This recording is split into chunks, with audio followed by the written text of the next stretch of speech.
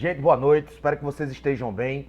Bem, a nossa disciplina é de contratos, né? Direito civil na parte dos contratos. Ela começa aí no artigo 421, né? Que trata das disposições gerais, né? A parte preliminar dos contratos. Depois nós, a partir do 427, tratamos da formação dos contratos e tratamos dos vícios redibitórios, tratamos da evicção, tratamos dos contratos aleatórios, do contrato preliminar, do contrato com pessoa a declarar.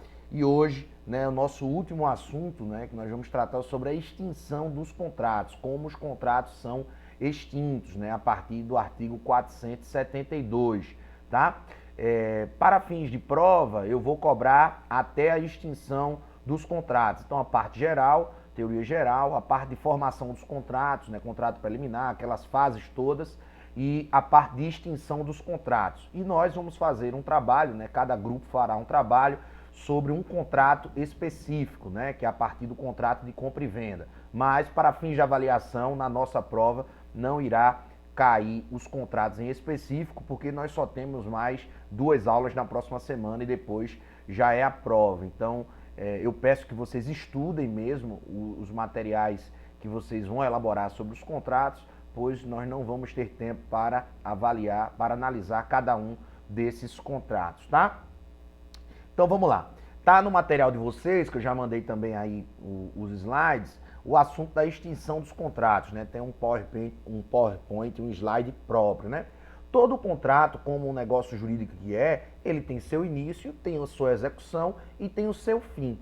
Ou seja, de que forma os contratos acabam. Os contratos não são ad eterno, né? Mesmo nos contratos, por exemplo, por prazo indeterminado, nós temos formas para extinguir esse contrato, para resolver esse contrato, tá? O conteúdo dessa parte da extinção dos contratos começa a partir do artigo 472 e vai até o artigo 480. Nós temos 4 formas de extinção dos contratos. A primeira forma é a extinção normal do contrato. A segunda forma é a extinção por fatos anteriores ou contemporâneos, né, à celebração do contrato. A terceira forma é a extinção por fatos posteriores à celebração do contrato. E, por fim, a última forma de extinção do contrato é a extinção por morte. Então, são essas 4 formas de extinção do contrato. A extinção normal do contrato, a extinção por fatos anteriores ou contemporâneos na assinatura, na celebração do contrato, a extinção por fatos posteriores à celebração do contrato, depois que o contrato foi assinado, foi celebrado, e, por fim, a extinção por morte. Então, na aula de hoje, nós vamos ver essas 2 primeiras hipóteses, a extinção normal do contrato e a extinção por fatos anteriores ou contemporâneos à celebração do contrato. Na próxima semana, nós analisaremos a extinção por fatos posteriores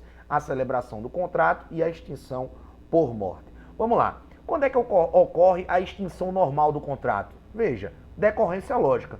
O contrato vai ser extinto quando as partes cumprirem as suas obrigações. Então, a forma normal de extinção do contrato é quando os contratantes cumprem reciprocamente as obrigações, os deveres que foram estabelecidos naquele pacto, naquele contrato. Seja um contrato verbal, seja um contrato escrito. Então, quando há o pagamento do preço e a entrega do bem imóvel em obrigações instantâneas, como, por exemplo, eu quero comprar um celular de Glauco, dou o dinheiro a ele, ele me dá o celular. Extingui o contrato. Fizemos um contrato de compra e venda, mesmo que seja verbal, o contrato das obrigações de bens móveis se dá, né, o aperfeiçoamento do contrato se dá com a tradição, com a entrega do bem. Então ele me entregou o bem, né, houve a transferência de propriedade para mim, eu paguei o preço, acabou o contrato, foi extinto o contrato. Quando o pagamento de todas as parcelas é feito naquelas compras a prazo, por exemplo, você dividiu em 10, em 12 vezes, quando você termina de pagar a última prestação,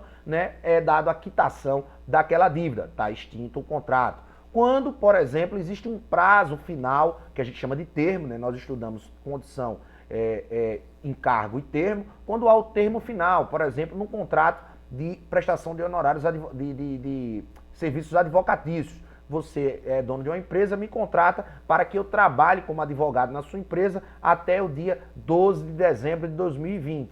chegou nesse termo final, que é o 12 de dezembro de 2020, está extinto o contrato, desde que todas as obrigações tenham sido cumpridas, as minhas obrigações enquanto advogado e as suas obrigações enquanto empresário em pagar as verbas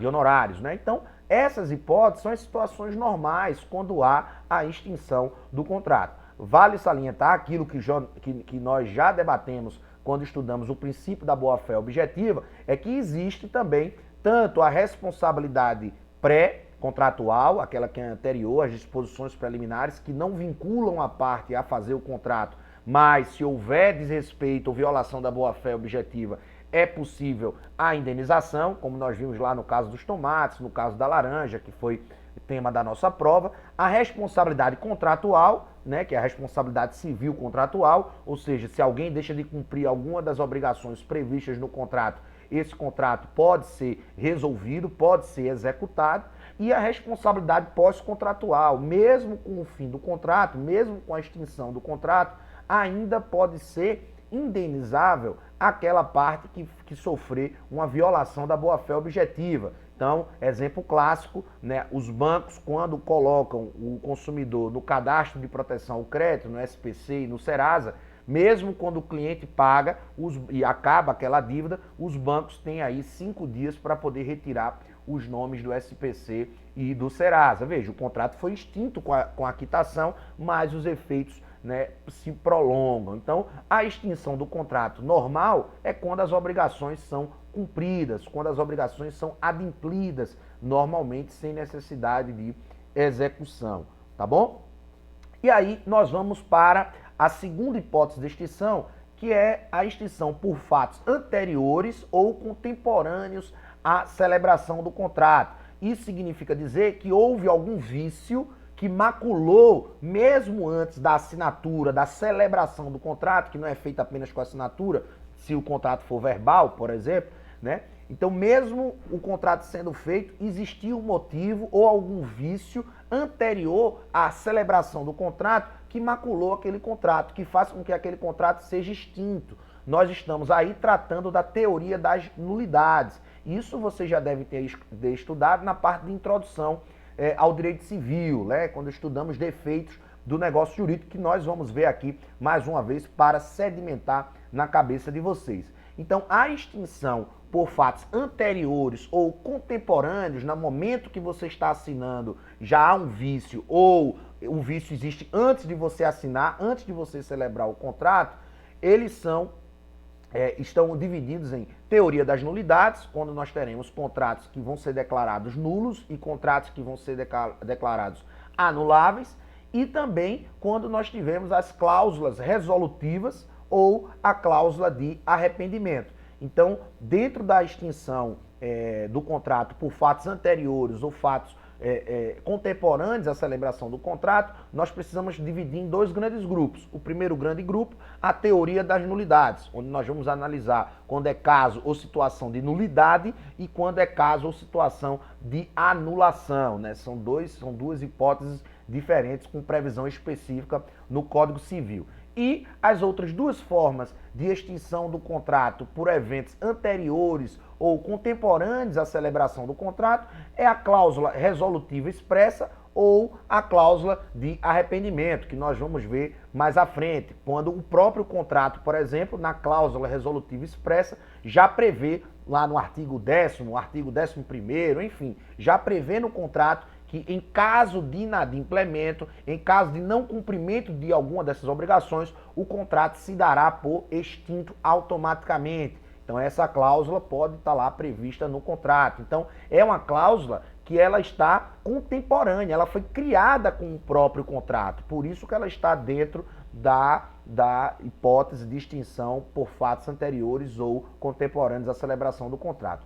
Ou a cláusula de arrependimento, que também é uma liberalidade das partes estipularem um arrependimento. Então eu faço o contrato de compra e venda, mas coloco lá uma cláusula dizendo que posso me arrepender sem nenhum motivo daquela compra e venda. Isso, se as partes assim desejarem e assim aceitarem, essa cláusula se operará, né, terá os seus efeitos operados de forma expressa, sem precisar justificar, sem precisar motivar para que haja a extinção do contrato. Você pode simplesmente desistir daquele contrato, tá bom? Mas vamos analisar agora a primeira parte da teoria das nulidades, né? Os contratos nulos e os contratos anuláveis.